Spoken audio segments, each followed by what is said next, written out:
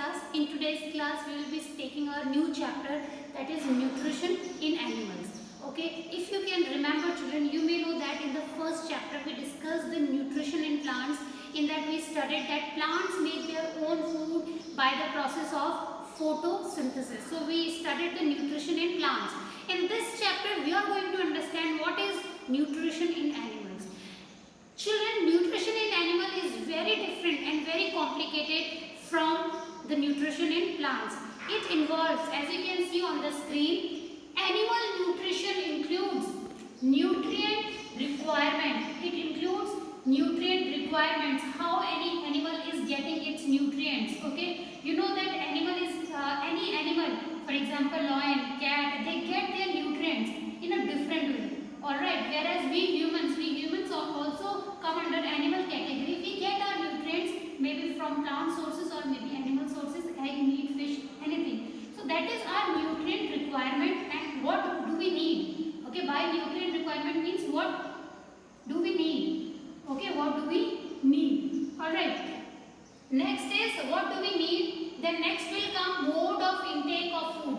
How we are taking that nutrient. For example, we need carbohydrates, we need proteins, vitamins, minerals. So all these are nutrient requirements. Okay. Now mode of intake of food means how we are taking in that food, how that food is taking in by ourselves.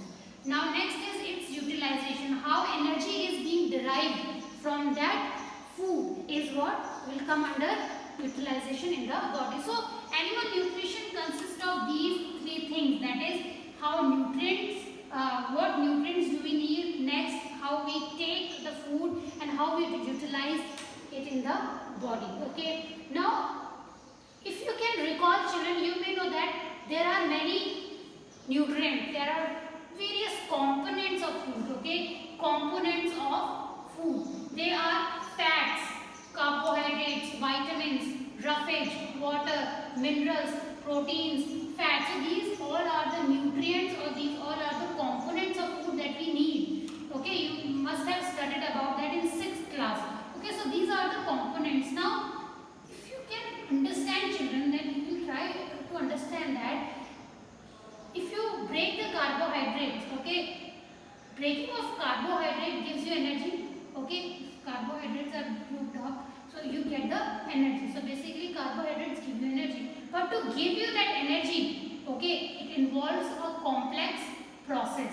Okay, it involves a complex process. Okay, because the breakdown of carbohydrates, the components of food such as carbohydrates, they are very complex substances.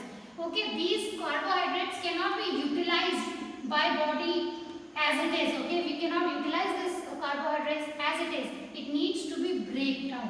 Okay, it required to break down into simple substances so that we can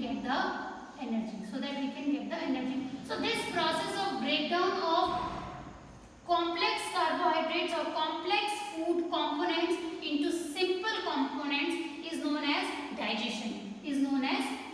We will study about that a little later. So that is digestion. Now let's discuss something. So children, this is the picture of any human. Okay, so as you can see that there are many processes involved, okay, for digestion, okay, for the proper digestion and assimilation.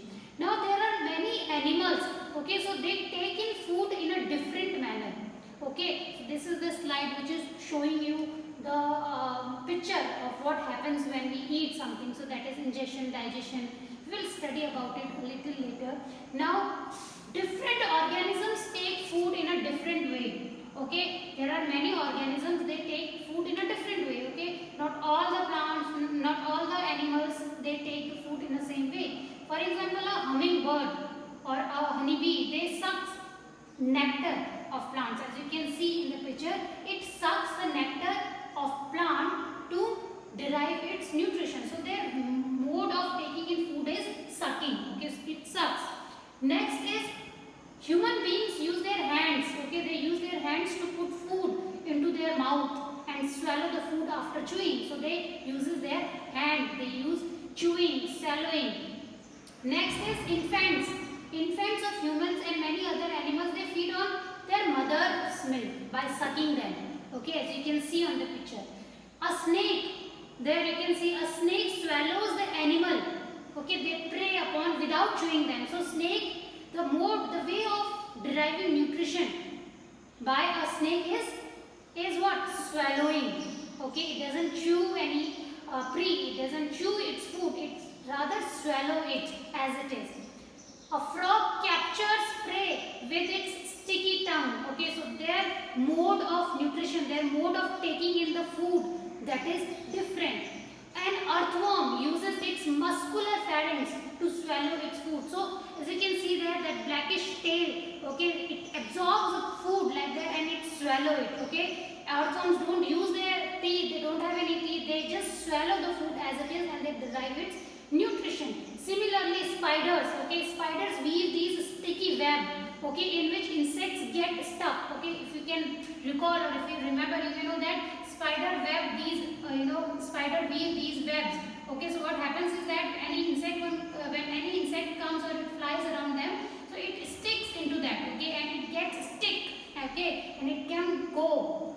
So that is how they derive its nutrition, and later on a spider take those animals or take its food. Some aquatic animals, okay, they filter tiny floating particles nearby and they feed on them. Okay, many tiny aquatic animals, they take the small animals which are floating on the water. So that is how they derive its nutrition. So these were the few examples that I show you by which living organisms, animals, okay, they derive its nutrition. Okay, but when they take the food inside, okay, various things happens. What do you think happens with the food when you keep it inside your mouth? What do you think happens? Can you tell me? When we take the food through our mouth, it has to reach through various canals. Okay, it has to reach through various canals and through various organs to actually digest it, and the waste products can be then evacuated from the body, okay, by the process of egestion. So we are going to study the human digestive system in detail in this chapter 2nd. Okay, we are going to understand that how the food takes its journey from mouth till the rectum or the anus, how the food is being ingested and how it is digested, how it is absorbed, how it is assimilated. Assimilated means utilizing, okay, utilizing the energy, and how it is being ingested means to give away the waste products outside the body. Okay, so that is that. So we are going to study the human digestive system, actually the digestion in humans in detail in this chapter. Okay, so now animal nutrition. What is that? The mode of taking food by an organism and its utilization in the body is nutrition. Okay, animals get their food directly or indirectly from plants. Okay, animal nutrition, what does it require? It requires nutrients requirement. It constitutes of 3 parts: nutrient requirement, mode of taking food. Okay, we just saw the various mode of taking food, okay, by spider, by snake, by earthworm, and its utilization in the body, how they utilize that food. Okay, what is digestion? We just discussed the process by which complex food substances are broken down into simple substances is called digestion. So let's see here different ways. Snail, okay, what kind of food does it eat? Grass, and mode is chewing, so it chew the grass. And kind of food does it take it? Insects. And how does it do it? It's by scraping. Eagle, okay, lice, mosquito, butterfly, housefly. So that is the mode of taking in food. So children, I hope you have understood what is various mode of nutrition which is taken in by animals. Okay, in the next chapter we are going to study human digestive system or the digestion in humans in detail. Till then, take care.